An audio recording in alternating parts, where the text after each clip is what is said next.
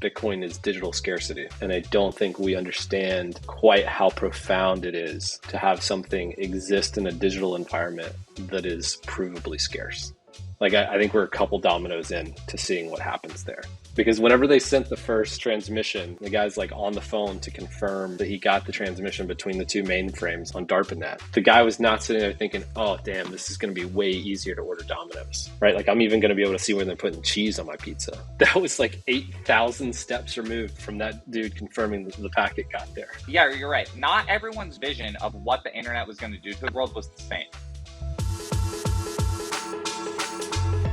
All right, guys, welcome back to Bitcoin is Hard, a Choice App production.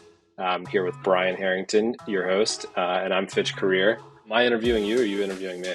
Or do we want to confuse the whole audience? We both said we want it to be just raw and organic. Do you want to just start with like what's on top of your mind? I'd say the meta way to take this, which would be fun, I think, for me, would be to look at, I think you've had at least 400 hours of Bitcoin is Hard related conversations. You've had some probably of the most conversations with people at the intersection of Bitcoin and personal finance specifically. And so I'm just kind of curious.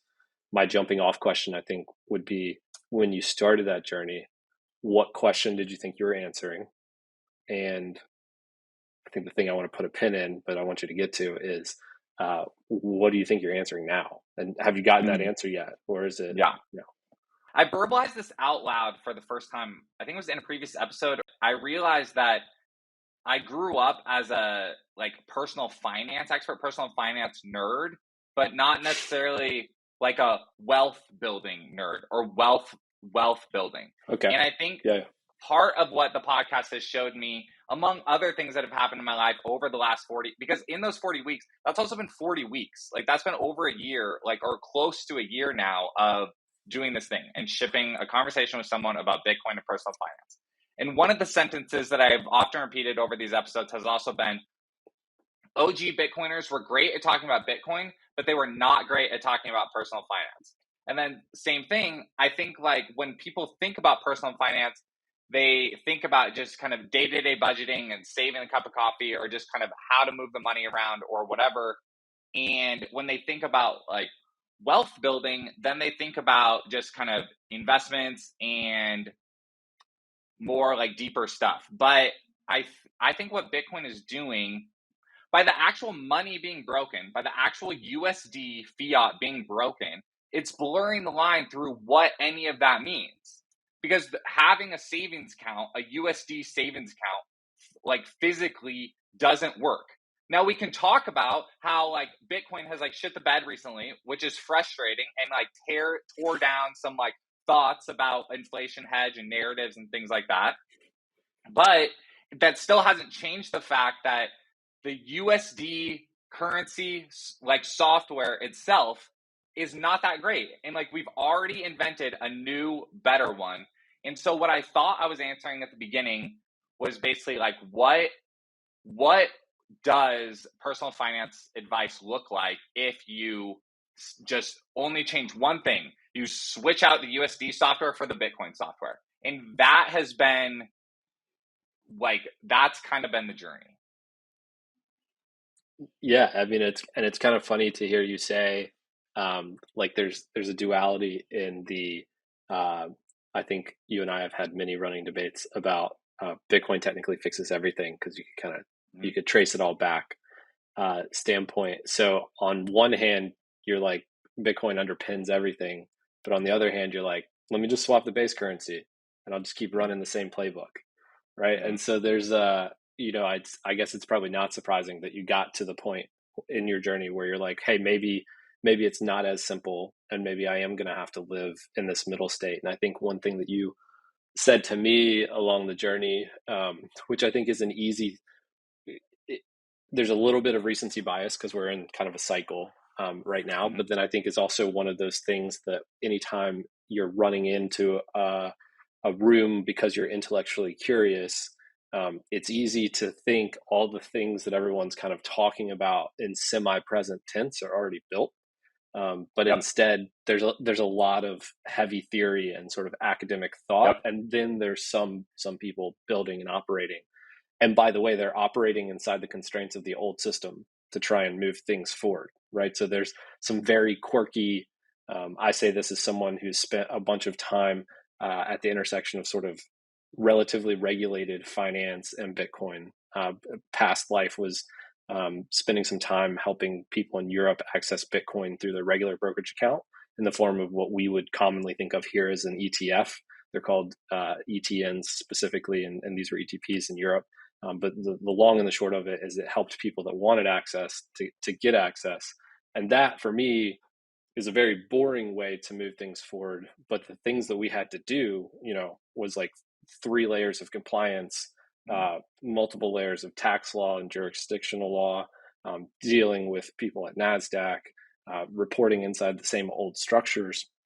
And so there's a lot of like what I think a lot of Bitcoiners would think of as non-Bitcoin things that are required there to solve sort of what, the ultimate thing I could help with was getting more liquidity into Bitcoin and making it a deeper market and letting people find this thing for themselves. And if they liked it, making sure they had clear access to it for whenever they were ready to pull those triggers. And so, to bring it back to you, like at this point, what do you feel like you're building on in Bitcoin? Like if you do buy into that statement of, or you do share that thought of, it felt like a lot of things I thought were built were already built. Like, what are you building right now? Yeah. And does that feel like the right thing? I think based off of where we're at in the cycle. And what are you excited to build too? Would I think be my next question for you. I don't know if this sounds like narcissistic, but like what I'm building, what I think I'm building, and what I think these conversations are building is I think it's encouraging people to dream bigger. Whether that's talking about get on zero and swapping out the USD in your life and using Bitcoin like in your life, or whether it's talking about using Bitcoin as the base currency of your legacy finance or your like Web3 finance. That's probably the number one thing that's going to be getting added to the podcast is talking about Bitcoin as base currency of Web3. Because I personally have been kind of like blinders on over here of like Bitcoin for taco shops, Bitcoin like just like in meat space, which is good. And it's taking ground there. But it's kind of bothering me that this whole like just chasm exists. And so I think, but personal finance is also at the heart of that, because one thing that super bothers me about currently the way that Web3 and DeFi works right now is all the dust that gets created like in your web wallets while you're using all these things. It's like using software instead of using like a centralized service at the base level. Completely agree. Like that sounds smart. It sounds awesome. Like let's do it.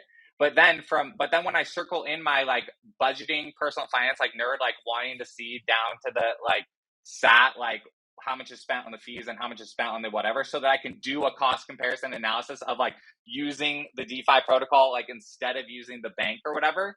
Like I can't do that yet, and that's that bothers me. What do we? So I think this is yeah. So I have a place I want to take this now. You've inspired me. Okay, so the 2 things. One, and I think this is just a general thing that's important to do. I don't mean it snarkily in any conversation, especially whenever you're talking about Bitcoin or anything crypto related. What does Web3 mean to you?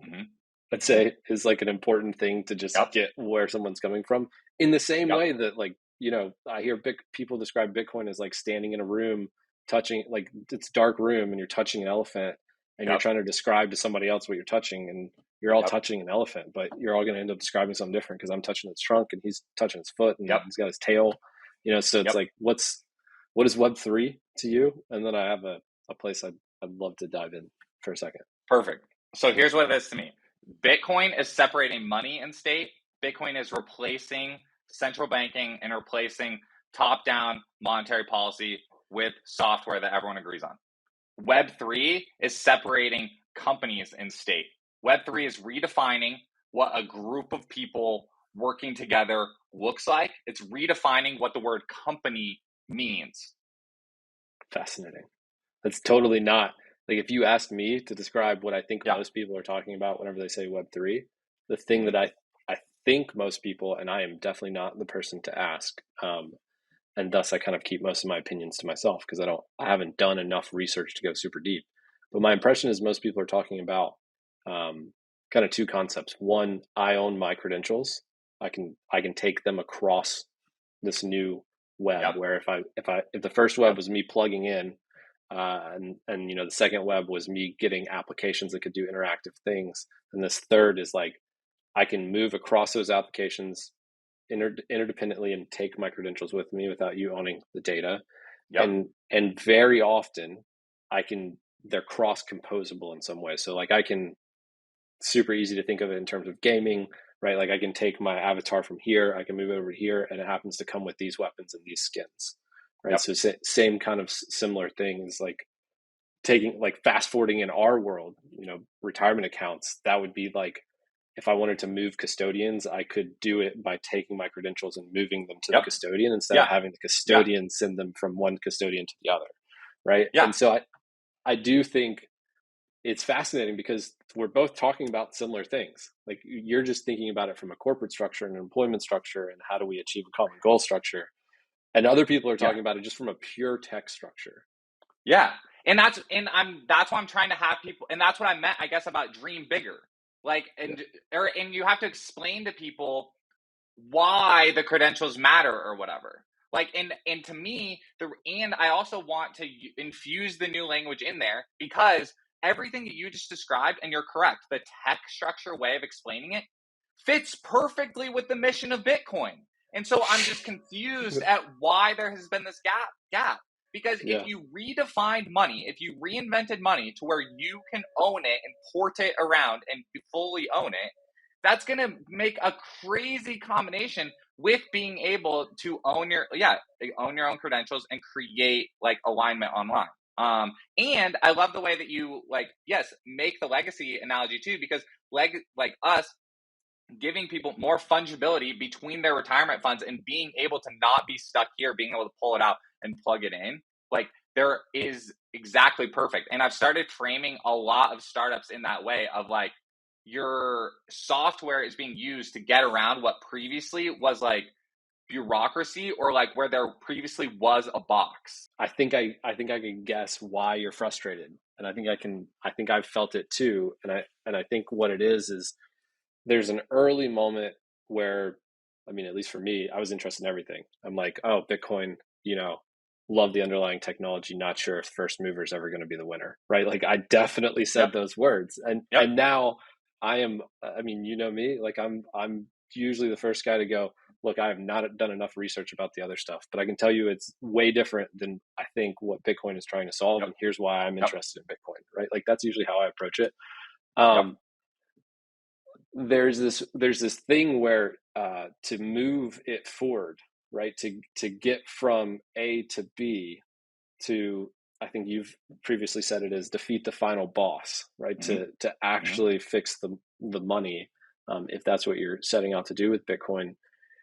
There's that middle ground where you have to live, and I think that you said something interesting about um, how we're going to have Web3 and Bitcoin be the base currency of the world, but not have it be the base currency of Web3. Mm-hmm. And I think that the easy escape clause that most people would do because they don't feel like having that sticky conversation is, well, there's like 160 roughly fiat currencies, and there's the dollar. Yep. And the dollar is basically the global world reserve currency, at least to date, has been.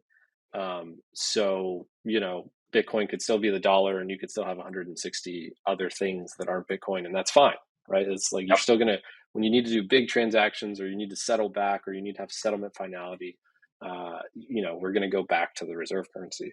However, I think that one of the debates that you and I often have, and I think we're both on the same side of the debate, so I don't even know how I would refer to it as a debate, is um, all of this moves forward because people are interested in helping it move forward. And the way people get interested is they come in and they're intellectually curious and they say things like, oh, I don't know about Bitcoin, but I really like this blockchain thing. And then they spend a bunch of time exploring that concept. And then they come full circle from sort of this theoretical application to, oh, I had a moment where I saw like I tried to spend funds and my bank wouldn't let me. Like that's some bullshit, right? I need Mm-hmm. I need a backup plan just in case that's how Mm-hmm. things go in the future. right? And I think that what's important, I know it's a long-winded way of making the point, but I think what's important is uh, in that middle ground, we're going to build some things that aren't purely Web3. Like this is where I might take the counter for you. Like Yep. we're going to build some stuff that sits on Bitcoin and may not be the most perfect use of Bitcoin, or it attests back to Bitcoin. Maybe it's a side chain, maybe it's an attestation layer, maybe it's something that we haven't properly thought of or explained yet. But like there's going to be some shoehorning Mm-hmm. because moving from 0 to 1, even if you believe it's a zero-sum game, which I could probably have a little bit of an argument with you about over certain time horizons, requires this middle ground where things are messy, and we do generally need to be okay with, at least from my view, not berating people for trying new things, Yep. right? Because like that's, if Satoshi didn't Yep. try something new here, we'd all not be here talking about any of this. So I too am frustrated, but I think that my point is I know how you got frustrated there, and I think it's because there's this moment in everyone's journey, which is I really want to see this thing move forward. I have a skill set in the old world, and I'm going to have to actually contribute to moving this thing forward. I might have to do something that over a short time horizon looks kind of boring, but like if you zoom out, and I'm talking to my grandkids about it, maybe turns out kind of epic, right? Like Mm-hmm. maybe it actually affected some change in the world in conjunction with all these other people that were also very intellectually curious and had, frankly, in some cases, were not sure they could do it, or weren't sure that the regulators would allow it, or it wouldn't have been allowed unless they came in and asked, or maybe they didn't Yep. ask and they had to pay a fine, and like they pushed the envelope, but then because that situation happened, new rules did get defined and it was clear for everyone else that came after them.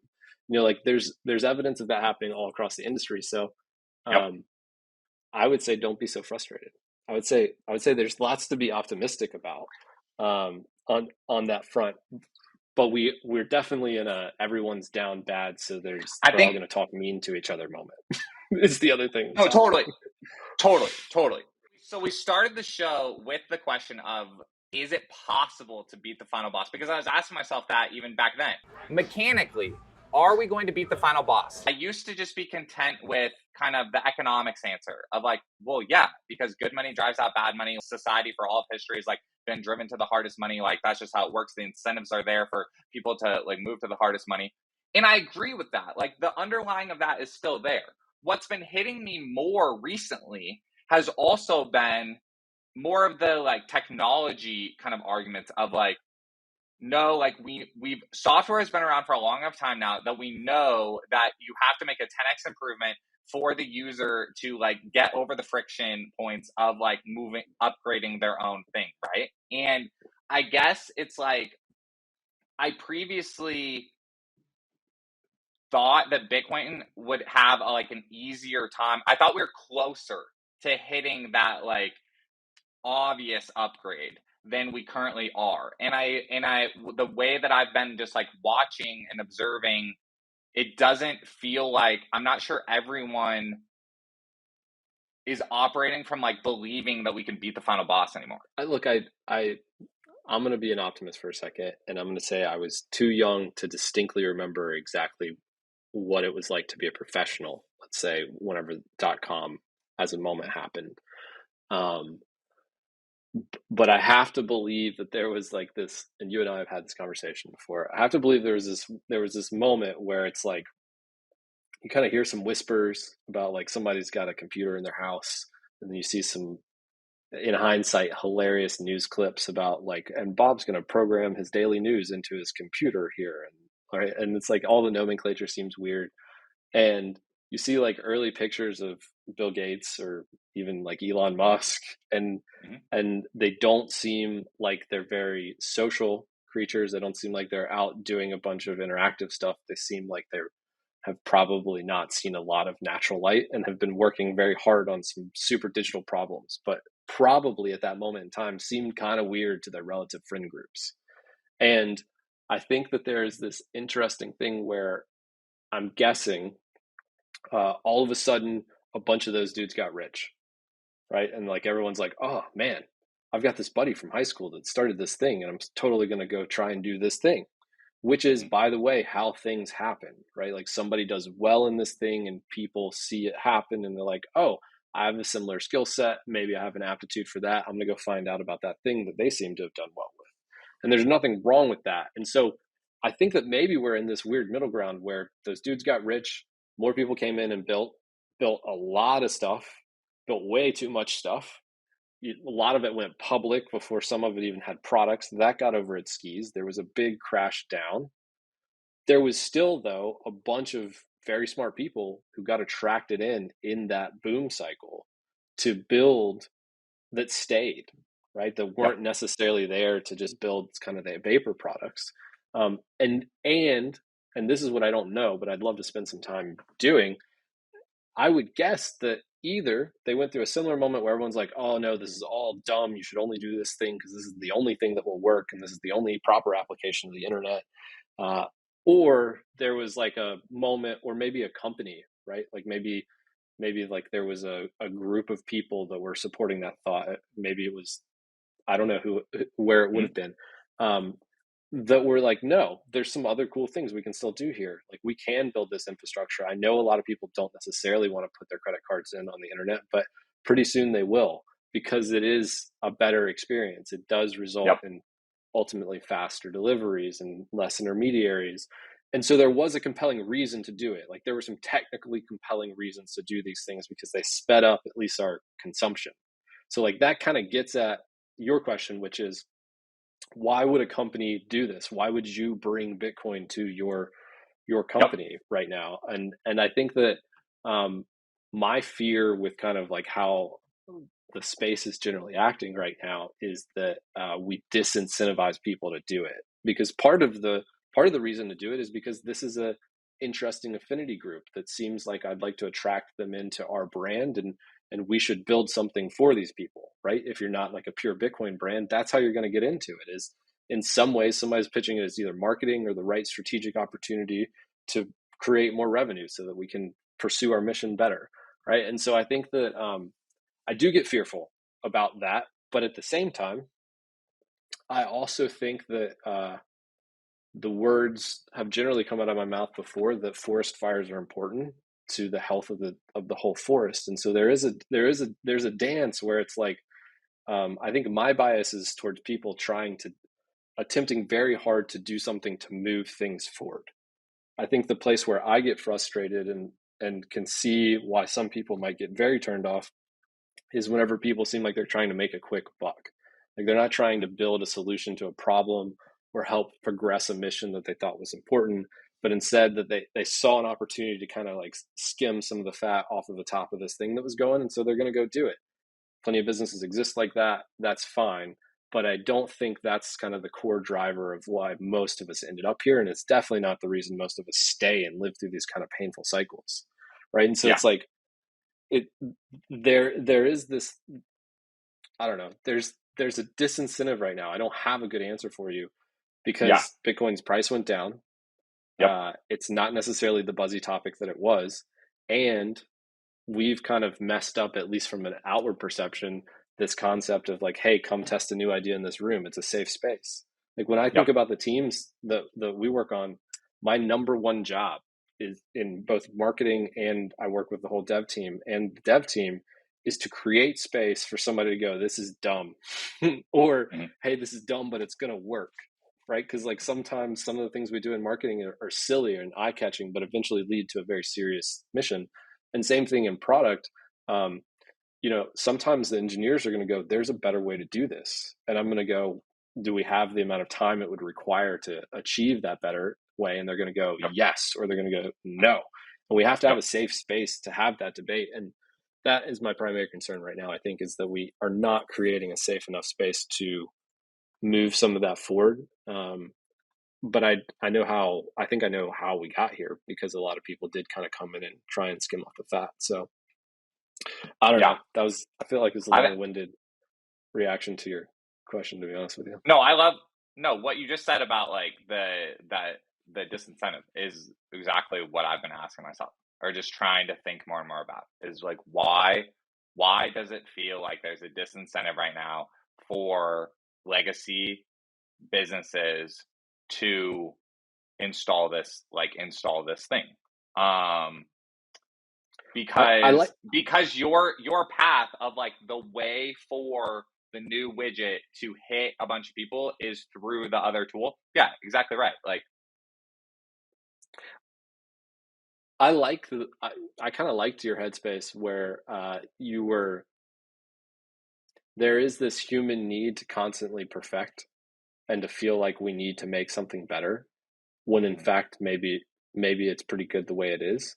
And so like there may be this other rub that's happening back to the point about I don't know what that middle ground moment between the .com and us not calling it .com anymore, but referring to it mm-hmm, as the internet and mm-hmm, e-commerce is, which I'm guessing is where we're living, where maybe we're not supposed to be like maybe if Bitcoin has been built and mm-hmm.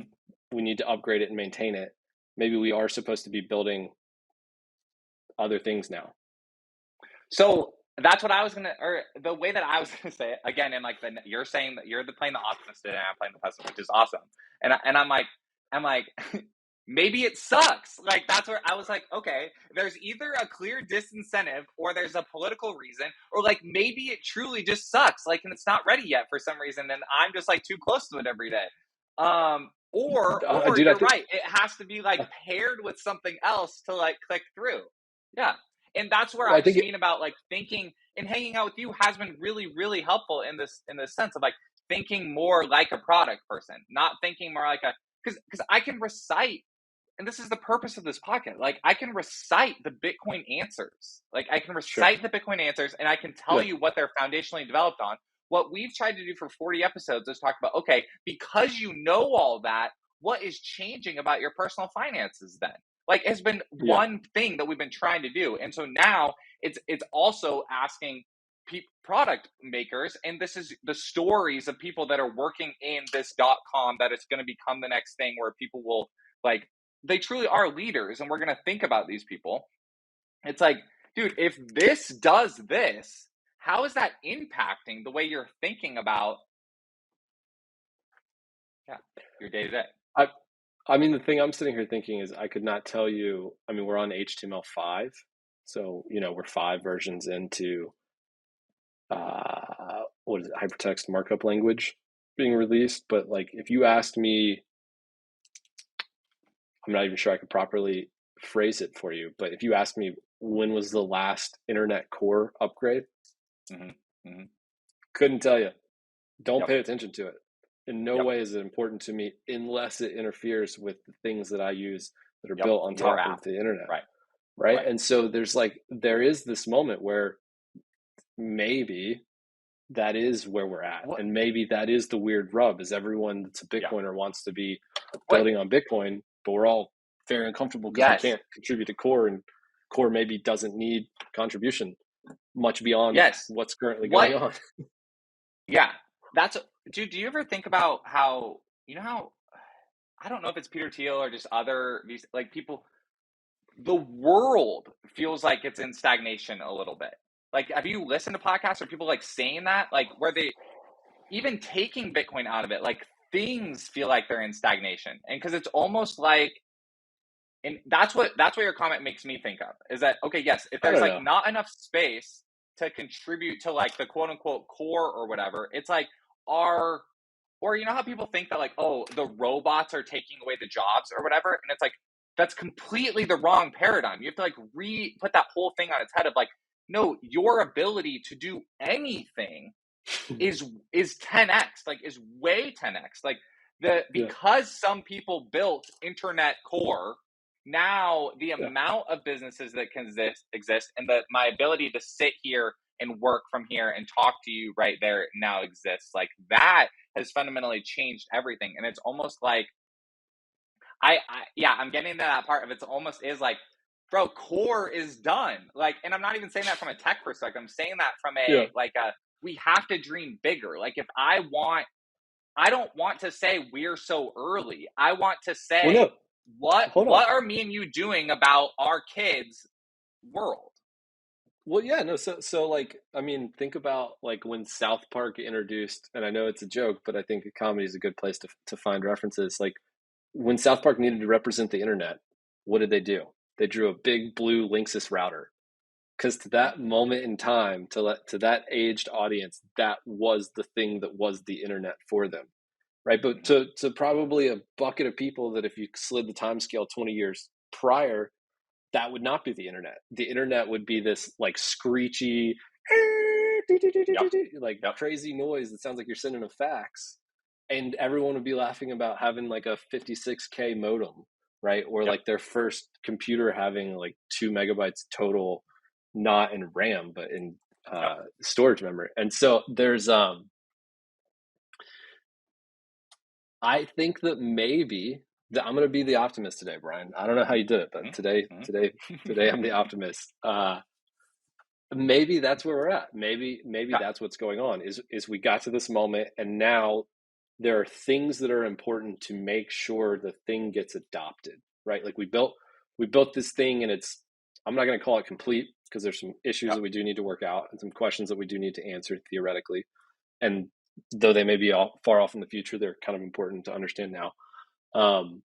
But maybe for the most part, the core of what you need to do 90% of the functionality that's going to be important, that's going to be built on top, that's going to be the derivative layers, using this incredibly important thing,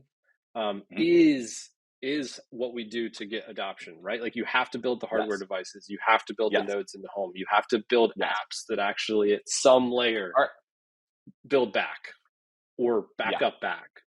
Like there's, said differently, you have to abstract away Bitcoin Yeah. Yeah. for it to reach its ultimate value proposition, right? Like you have to make it where I don't even realize I'm interacting with Bitcoin. I'm Yep. just interacting with Bitcoin, because I do not sit here and use my phone and I'm like, oh, hey, I'm twittering on the internet right now, right? I'm Right. like, yo, I just sent a tweet. Right. Right. Right? Like, isn't that Right. funny? Right. And basically what Right. happened is that tweet time traveled, like Right. speed of light almost, to India and Japan, Yep. and like Yep. back to me, right? Like my wife Yep. then saw it in the Yep. Twitter feed right Yep. beside me, Yep. and I didn't send Yep. it to her. Like Yep. that's the internet. But that is Yeah. not me going, hey, let me deploy this protocol to do some packet switching between these servers, so that Yep. like that's not, I'm not saying any of that, right? So I'm not Yeah. talking about the Byzantine generals problem. I'm not talking about achieving consensus. I'm not talking about settlement finality. Like none of those things are, if Bitcoin works, what we're going to be talking about. Yeah. I don't think. I think it's just going to work because those things exist. Because, and maybe, maybe all of this strife is necessary because to get to that end state where, or even to get here, there had to be all of that debate, right? Like that is part of the beauty. I think the strife, is yeah, the strife is coming from, there's not a collective agreement on what the end game is, and that's why it doesn't feel like there's cohesion. sure. It just, and that's that. I think that's where the arguing like is coming from, and I think that's where the yeah. Okay, so Brian, what's Bitcoin to you in as few words as possible? Yeah, it's Bitcoin is separating money and state. My answer, for what it's worth, is Bitcoin is digital scarcity. And I don't think we understand quite how profound it is yet to have something exist in a digital environment that is provably scarce. Mm-hmm. I don't think we've fully gotten to, like, I think we're a couple dominoes in to seeing what happens there. Because whenever they sent the first, the first transmission, the guy's like on the phone to confirm that he got the transmission between the two mainframes on DARPANET. Like the guy was not sitting there thinking, oh damn, this is going to be way easier to order Domino's, right? Like I'm even going to be able to see where they're putting cheese on my pizza. Like that was like 8,000 steps removed from that dude confirming that the packet got there. Yeah, yeah.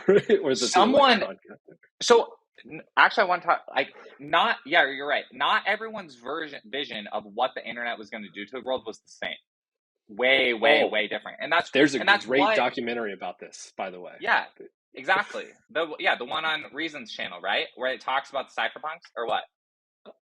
Maybe it's Which the one are one you I'm talking thinking? about is it's by Werner Herzog, and it's I'll find it, before the show. But for Cool. what it's worth, I would suggest watching like the first Yeah. 30, maybe 45 minutes, and then after that, it might get into some kind of weird stuff. But there's this moment where it talks about what you're saying. Like there was a very clear uh, scourge almost about what should a hyperlink be. Yeah. Right, like when I click that link, should I be able to trace it back through the whole internet, and should all the prior citations that it's associated with be relative to it, or should it be implemented the way it is and have one hop, basically? And like, Mm. there's a guy that spent most of his adult life building the other one, Mm. by the way, that is like Bogdan this said what it crazy is. information web. Lo and behold, Yeah, reveries of the connected world. Yeah. yeah, Cool. and they do a good job doing a quick historical bio about that first packet switching moment and what that looked like and how it's happening. And it's like a nice, almost romanticized run through of how the internet was born. I'm sure it misses a bunch of important nuance, but yeah, like those dudes were definitely not talking about Domino's pizza and being able to tell that your toppings were wrong midway through the pizza build so that you can Well, call Domino's. yes, and the people that built the Domino's pizza ordering, like if they had listened to what their vision for the Yeah, internet was, then they wouldn't have built that. Or if they had believed that like, oh, that's dumb or whatever, then they wouldn't have built that. And like that's what's interesting is that, and that's what has made the technology. It's like I'm thankful that I have the monetary kind of like history and network effects, all that stuff down. But it's like the tech adoption curve stuff is just like hitting me way more recently. In that user, like that's why it's if users using it like is kind of the most satisfaction that anyone making software can have. Like there's no real other like, and that's so obvious to so many people like you, but it's not so obvious to a lot of people. And I think we're even like the whole concept of making software products like keeps getting better and better and better and better. dude. I mean, even when you're quote unquote building a company, there's a moment, as sad as it may be, in fundraising, and I think this is kind of inverted and not necessarily the way it should be, but it is often true. It's sometimes easier to raise pre-attempting revenue. Yeah. Because the story is much more wide. Like it's not Yep. defined. It's not like you Yep. went out to do the thing and you weren't exactly right. Which, by the way, Yep.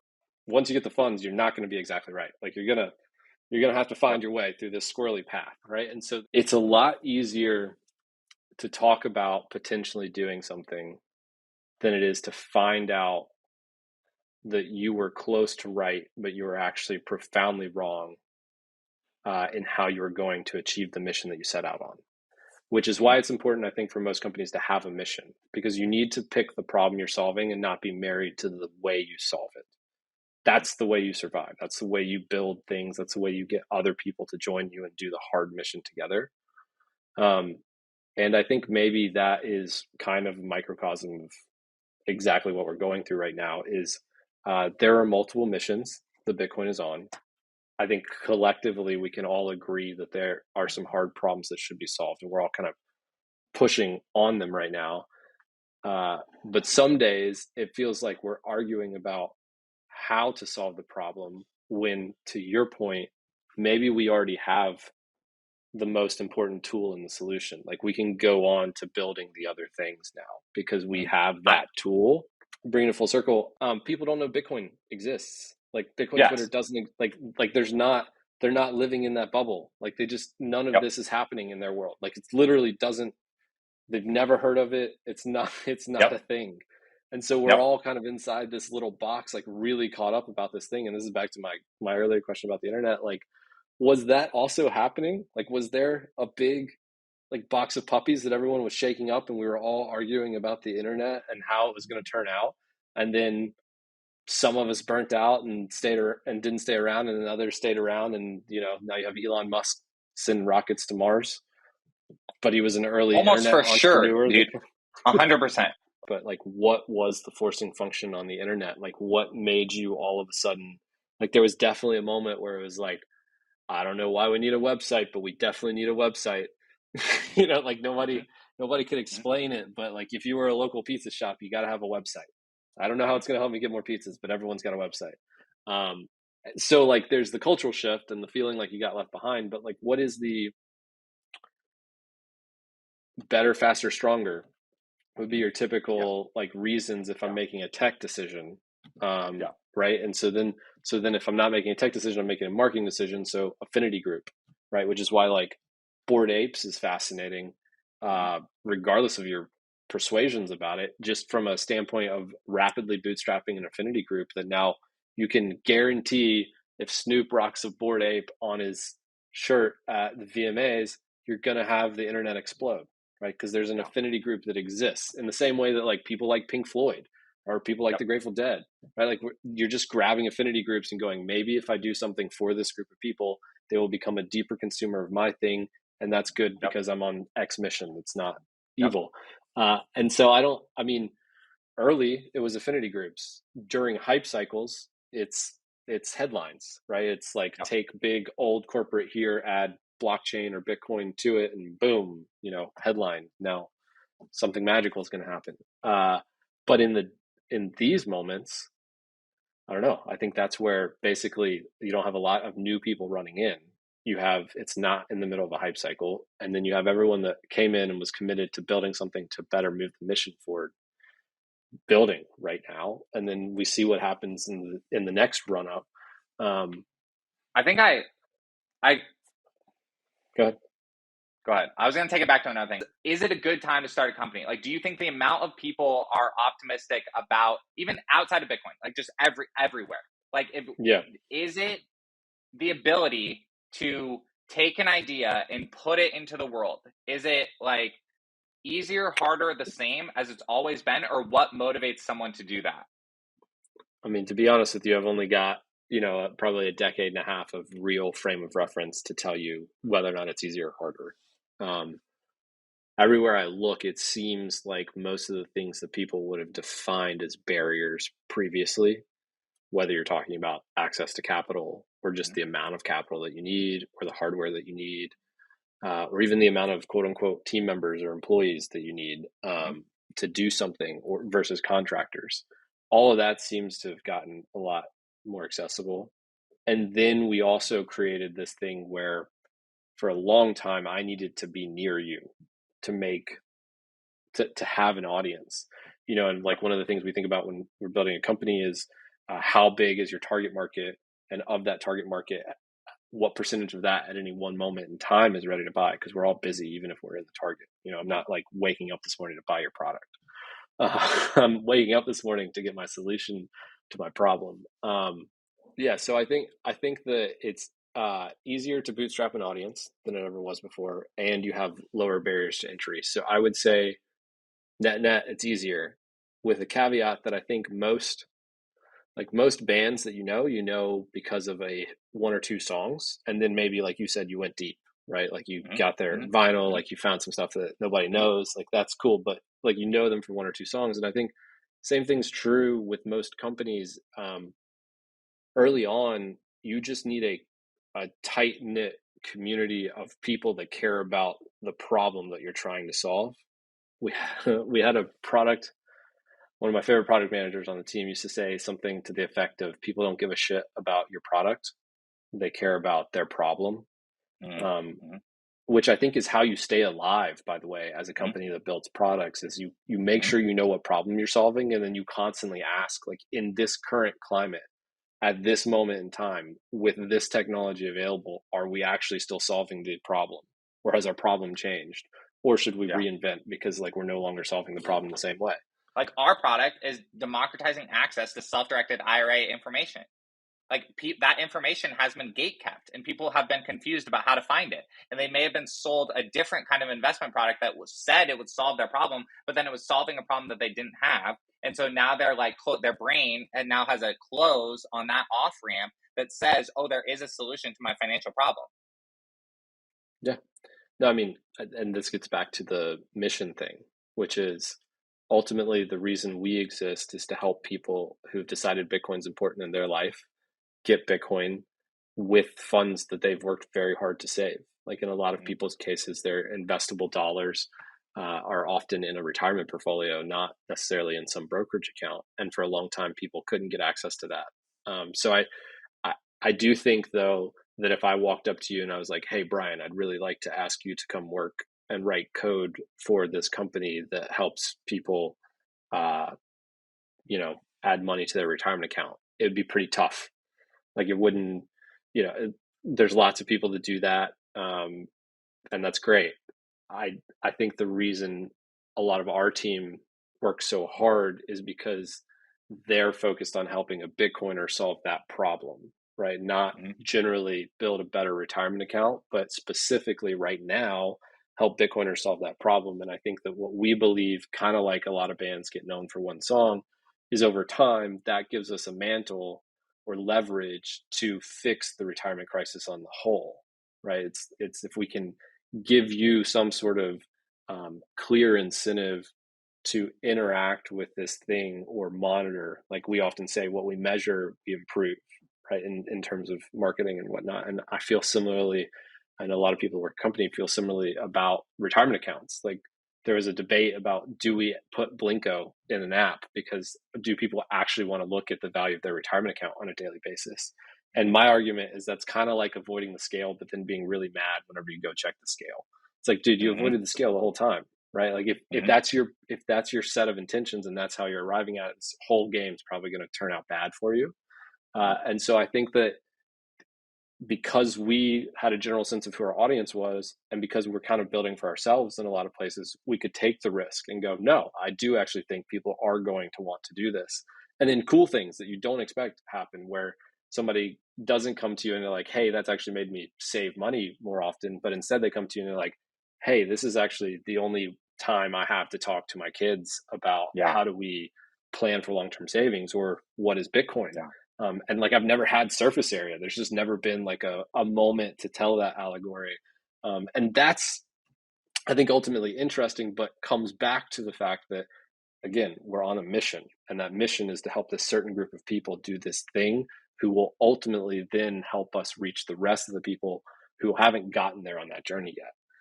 And back to your question about companies and back to the whole thing about Bitcoiners, like I do think that if you're going to be in the space and you're going to survive mentally, and also if you're going to operate in this space professionally, you have to, like, you got to pick that mission. Kind of like you have to decide, to your point about like, why aren't you working out more? You have to decide, like at 5 a.m., whenever you hop in that pool that is way colder than it should be because they're trying to save on electricity, and it's 5 a.m. and it's cold outside, that you still want to be there, and your body is just going to be screaming, go back to bed, right? But like mentally you have to go, no, I have a kid now and I have to be able to keep up with the kid, and that's why I want to work out. So I'm here, and let's grind it out because it'll give me one more day with the kid, right? Same thing with Bitcoin. Like if you're in the industry or it's important to you, I think you need to decide why. Like what is it that, like, was there a moment where your mom was like, hey kid, you're going to change the world, figure it out, and you're like, this is the way I change the world? Or is it like you had a moment where your parents lost everything and nobody could explain why, and now you're like, hey, I would like to make it where they at least have some sense of what happened, right? It wasn't all veiled, it was much more transparent. Or I grew up in a country where there were capital controls, or I send money home in remittances and this is a better technology. There's so many reasons you could be here, and we could all argue philosophically about whether or not that's the right reason to be here. But ultimately, what we're arguing about is whether or not, that core code allows for that thing to do the thing that ultimately leads to you, right? Like, so whether we're arguing about the internet or Bitcoin Core, like we're still basically, it's still the same layers of abstraction up. And I think we're all getting too caught up in that whole, like, well, it solves my problem slightly different than it solves your problem, and still solving the same problem if you take it back to the base. Like if you ultimately trace down to, can this thing be censored? Can someone stop it from doing the thing that I originally parked value in it to do? Et cetera, et cetera. So I don't know. I'm optimistic after having this conversation.